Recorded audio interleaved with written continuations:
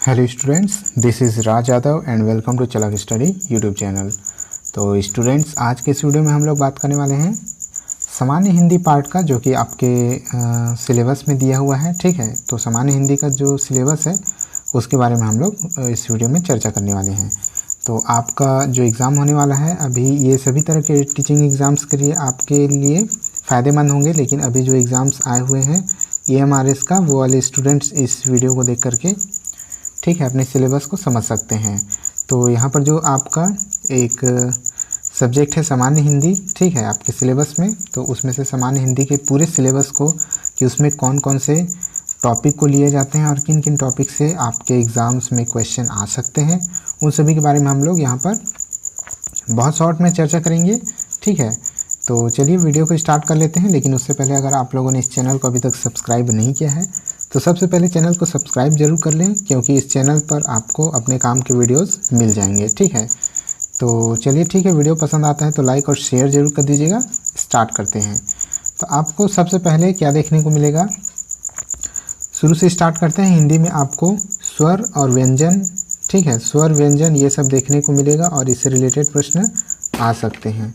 तो स्वर और व्यंजन से रिलेटेड प्रश्न आएंगे, साथ ही वर्तनी और लिंग। तो वर्तनी मैंने अपने चैनल पर इन स्वर व्यंजन वर्तनी ये सबको MCQs के ज़रिए पढ़ा दिया है। अगर आप लोगों ने उन वीडियोस को नहीं देखा होगा तो अभी जा करके देख सकते हैं। इसके अलावा जो आगे जितने भी टॉपिक मैं बताने वाला हूँ सभी को धीरे धीरे एक एक करके हम लोग कवर करेंगे। तो आप इस चैनल को सब्सक्राइब जरूर कर लीजिएगा। इसके बाद आता है लिंग। लिंग से भी प्रश्न बनते हैं कई तरह के, और हम लोगों ने MCQs में देखा भी है। कोई भी एक चीज़ को दे दिया जाता है, जैसे कि एक वर्ड दे दिया जाएगा किताब, और उसकी लिंग पूछ ली जाएगी कि किताब कौन से लिंग है। ठीक है, स्त्रीलिंग है कि पुल्लिंग है, उभयलिंग है, क्या है। इस तरह से लिंग से रिलेटेड प्रश्न आ जाते हैं। नेक्स्ट आपका टॉपिक है वचन, काल, संज्ञा और सर्वनाम। इन सब से भी प्रश्न बन जाते हैं। तो आपको वचन, काल, संज्ञा और सर्वनाम इन सभी को भी तैयार कर लेना है। इन सभी को डिटेल से आपको पढ़ के जाना है। इन सभी से किसी से भी प्रश्न आराम से आ जाते हैं। उसके बाद देखते हैं, उसके बाद आपका टॉपिक है विशेषण, फिर आपका एक टॉपिक है क्रिया, उसके बाद एक टॉपिक है क्रिया विशेषण। ठीक है, जो क्रिया की विशेषता बताते हैं उन्हें क्या कहते हैं, क्रिया विशेषण। तो ये इन टॉपिक को भी पढ़ना बहुत इंपॉर्टेंट है। उसके बाद है कारक। तो कारक चिन्हों के बारे में आप अच्छे से पढ़ के जाएंगे। कारक चिन्हों से रिलेटेड प्रश्न हर एग्ज़ाम्स में आ ही जाते हैं, जैसे कि कारक चिन्ह जो कि कर्ता ने, ठीक है, कर्ता ने, और उसके बाद है कर्म को। इस तरह के जो कारक चिन्ह हैं उनके बारे में बहुत अच्छे से आप तैयारी करके जाएंगे, क्योंकि ये बहुत छोटी छोटी चीज़ें हैं और इनको जानना बहुत आवश्यक है। और जब इन्हीं से परीक्षा में प्रश्न बनते हैं तो बनाना बहुत मुश्किल हो जाता है। और जैसे कि आपको पता होगा कि आपके सिलेबस में ये कुल मिलाकर के 10 नंबर के है। ठीक है, सामान्य हिंदी 10 नंबर का दिया गया है, लेकिन ये 10 नंबर ही जो सामान्य से दिखने वाला विषय है सामान्य हिंदी, इसमें भी कई लोग चूक जाते हैं। और जो इस तरह के विषय में जिन लोग का अच्छा नंबर आ जाता है और वही नंबर निर्णायक साबित होता है। ठीक है, तो ये जो विषय है सामान्य हिंदी, वो हिंदी भाषी स्टूडेंट के लिए बहुत अपॉर्चुनिटी वाली जो है एक पार्ट है। तो आप लोग को इसमें अच्छा नंबर लेकर के आना है। आगे बढ़ते हैं। तो यहाँ पर आपका जो नेक्स्ट टॉपिक है वो है समास रचना एवं उसके प्रकार। ठीक है, तो समास कितने प्रकार के होते हैं, इनकी रचना कैसे कैसे बनते हैं और किन किन शब्दों में कैसा कैसा समास होता है, वो से भी आपको देख के जाना है। इसके अलावा है संधि। ठीक है, ये हो गया संधि और ये हो गया समास। संधि के प्रकार, संधि भी हम लोग पढ़ चुके हैं MCQs के जरिए, और मैंने जो है स्वर संधि को अच्छे से समझाया हुआ था, तो आप लोग वीडियोज़ में देख सकते हैं। संधि है स्वर संधि, व्यंजन संधि और विसर्ग संधि। आगे बढ़ते हैं। नेक्स्ट जो टॉपिक है जिससे आपके प्रश्न आ सकते हैं वो है रस, छंद और अलंकार। ठीक है, तो रस, छंद, अलंकार से भी प्रश्न हर बार बनते ही हैं। तो आप लोग को इन सभी को, इन तीनों को जो है आप लोग को अच्छे से पढ़ के जाना है। इसके अलावा यहाँ पर दोहा और सोरठा है, आप देख सकते हैं।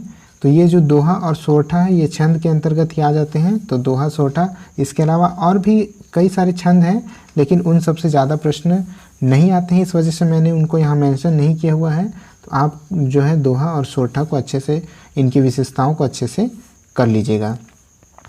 आगे है व्याकरणिक अशुद्धियाँ, ठीक है। तो व्याकरणिक अशुद्धियों से भी प्रश्न आ जाते हैं। एक सेंटेंस दे दिया गया होता है जिसमें कुछ व्याकरणिक अशुद्धियाँ होती हैं और उनको पहचानने के लिए दिया जाता है या फिर उनको शुद्ध करने के लिए दिया जाता है।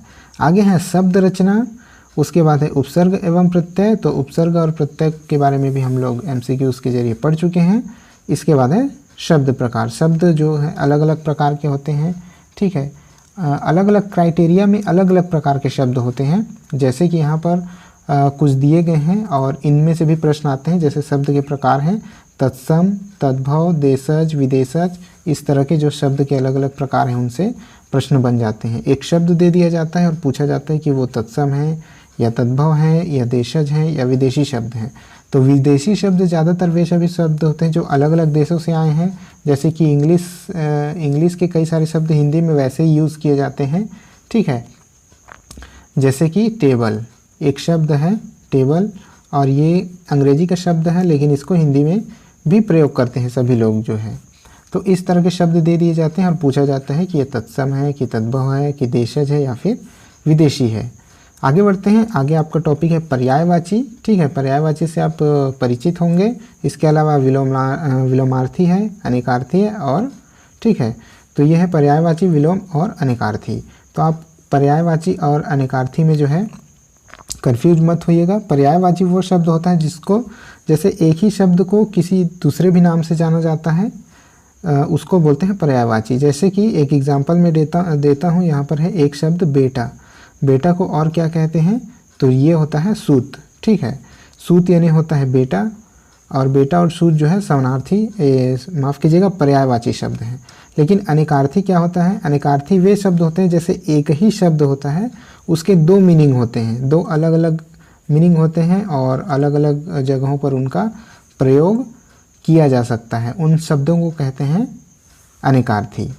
अब आते हैं, नेक्स्ट टॉपिक है आपका अनेक शब्दों या वाक्यांश के लिए एक शब्द। अनेक शब्द हैं या फिर कोई एक वाक्यांश है, उसके लिए एक शब्द का प्रयोग जब किया जाता है उसको कहते हैं अनेक शब्दों के लिए एक शब्द, जिसको इंग्लिश में कहते हैं वन वर्ड्स सब्स्टिट्यूट, ठीक है। तो इस तरह के प्रश्न भी आ जाते हैं। और नेक्स्ट आपका जो टॉपिक बन जाता है वो है मुहावरे एवं लोकोक्तियाँ। तो मुहावरे एवं लोकोक्तियों से भी प्रश्न आ जाते हैं। एक मुहावरा दे दिया जाता है, उसका अर्थ पूछ लिया जाता है, या फिर लोकोक्ति दे दी जाती है, उसका अर्थ पूछ लिया जाता है। तो ठीक है, सिलेबस में, हिंदी के सिलेबस में बस इतना ही है। इसी से लगभग जितने भी हिंदी के जो 10 प्रश्न आपके आएंगे लगभग इन्हीं टॉपिक को कवर करते हुए आएंगे, इन्हीं टॉपिक में से आएंगे। तो ठीक है, आई होप हिंदी के इस सिलेबस को आप अच्छे ढंग से समझ चुके होंगे। अगर अभी समझ में नहीं आया होगा तो आप वीडियो को फिर से एक बार देख सकते हैं। तो इस वीडियो में बस इतना ही है। अगर वीडियो पसंद आया होगा तो लाइक शेयर जरूर कर दीजिएगा। साथ ही इस चैनल को अभी तक सब्सक्राइब नहीं किया हो तो इस चैनल को सब्सक्राइब जरूर कर दीजिएगा। इस वीडियो में बस इतना ही, मिलते हैं नेक्स्ट वीडियो में, तब तक के लिए जय हिंद।